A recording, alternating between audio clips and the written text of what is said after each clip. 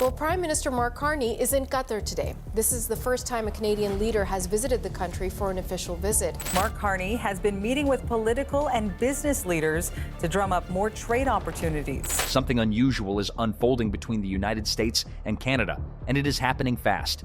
In the same week, Canada signs major trade agreements with China and sends its prime minister to Qatar to line up even more global partnerships. A blunt message suddenly comes out of Washington.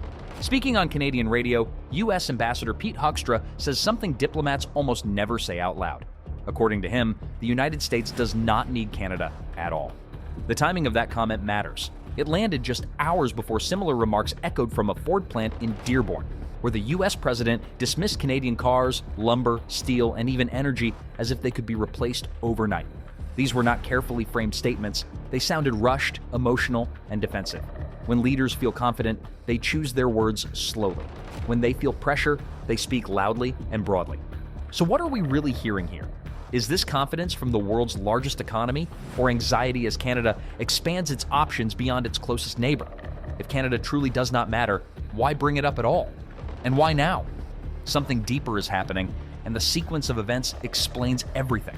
The shift did not happen quietly, and it did not happen by accident. Canada had barely finished resetting its trade relationship with China when the reaction began. Under Prime Minister Mark Carney, long-standing barriers fell one after another. Tariffs on Chinese electric vehicles were reduced. Canola tariffs were dismantled. Visa-free travel was announced. Plans for Chinese electric vehicle manufacturing inside Canada moved from speculation to reality. Each decision carried weight on its own. Together, they sent a clear signal. Canada was no longer tying its economic future to a single direction. That change alone unsettled officials in Washington who had grown comfortable with predictability. But Canada did not slow down to manage perceptions. Instead, Carney moved directly from Beijing's orbit to Doha. Qatar is not known for symbolic diplomacy. It is known for capital, patience, and scale. Its sovereign wealth stretches into the hundreds of billions and reshapes economies over decades, not headlines. When a Canadian Prime Minister lands there with a focused agenda, it is not about public relations. It is about positioning Canada as a long-term destination for global investment in infrastructure, energy, transportation, and strategic industries. Trade moves products. Capital reshapes countries. It was against this backdrop that Ambassador Hoekstra's tone hardened. Asked whether the United States needs Canada, he gave a clear answer. No. No qualifiers, no diplomatic cushioning. That kind of bluntness is rare and revealing. It was not a theoretical statement. It was a reaction to momentum that Washington could see forming in real time. Most public discussion focused on trade numbers, but the real issue was leverage. For decades, American influence over Canada rested on one assumption. Canada had limited alternatives. Integrated supply chains, automatic alignment, and energy dependence made that assumption feel permanent. The reset with China cracked it. The outreach to Qatar threatened to break it entirely. When options increase, control weakens. That reality explains the sharpness of the response far better than any tariff chart ever could. The Qatar visit itself carried historic weight. No sitting Canadian Prime Minister had ever made an official visit to the country before. That alone signaled intent. Gulf states are selective investors. They look for political stability, strong institutions, and legal systems that protect capital. Canada offers exactly that. The appeal was not ideology, it was reliability. Since taking office, Carney's strategy has been consistent. He is not replacing one dominant partner with another. He is reducing vulnerability by building a wider network. Trade access is part of that plan, but capital access is the multiplier. Selling Canada as a safe, predictable place to invest turns the country itself into an asset. This is why the Qatar visit mattered more than any single tariff announcement. Capital does not move casually. Once committed, it shapes infrastructure, labor markets, and national priorities for generations. Projects like energy corridors, northern development, advanced manufacturing, and transportation networks become possible at an entirely different scale when backed by long-term sovereign investment. What unsettled Washington was not one meeting, it was the pattern forming underneath. China showed Canada had trade alternatives. Qatar showed Canada could finance nation-building projects without relying on American capital. Trade partners change. Capital alliances last. From Washington's perspective, this was not a loss of territory. It was a loss of assumption. Canada had long been treated as a given. Autos crossed borders effortlessly.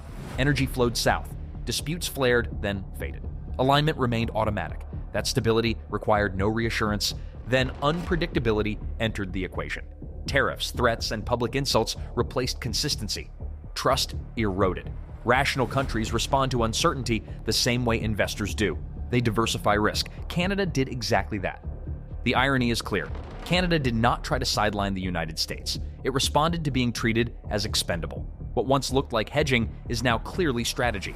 The speed of that transition caught Washington off guard, and the ambassador's remarks reflected discomfort with a new reality. Leadership played a major role in how quickly this happened. Mark Carney arrived with credibility already established. As former governor of the Bank of Canada and the Bank of England, he managed crises, not talking points. Global investors recognize competence, especially during uncertainty. Trust attaches to people as much as institutions, and Carney carried that trust into every room. That credibility lowered barriers. Meetings became serious discussions. Discussions turned into commitments. China trusted the process. Qatar signaled readiness for deep investment. Global capital did not hesitate. It engaged. The global context amplified everything. Supply chains remain fragile. Geopolitical risk is rising. Countries that offer stability attract attention. Canada focused on what it could control: diversification, predictability, and institutional strength. That approach aligned economic security with long-term growth. The Doha visit formalized this direction.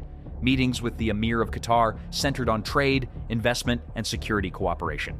Commitments focused on strategic investment in Canadian infrastructure, clean energy, health, artificial intelligence, and defense. These are not short-term projects, they are foundations for decades of growth. A joint statement followed, committing both countries to accelerated cooperation in artificial intelligence, quantum computing, aerospace, defense technology, advanced manufacturing, agriculture, and agri-food.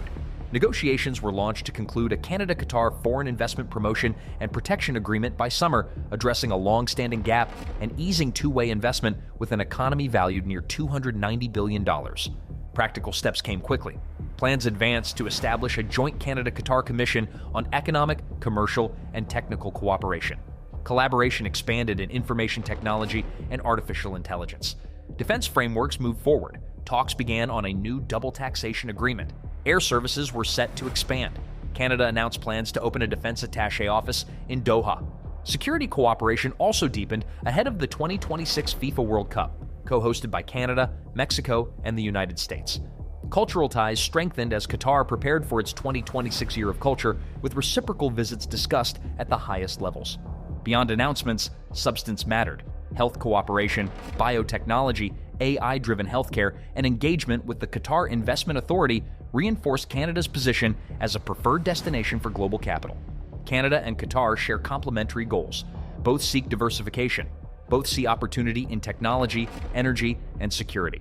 As Canada builds new projects and expands advanced industries, deeper ties with Qatar accelerate progress rather than complicate it.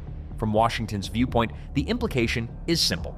A Canada with diversified trade, committed capital, and credible leadership is difficult to pressure. Old tools lose effectiveness. That is why the ambassador's words carried so much weight. They were not confidence.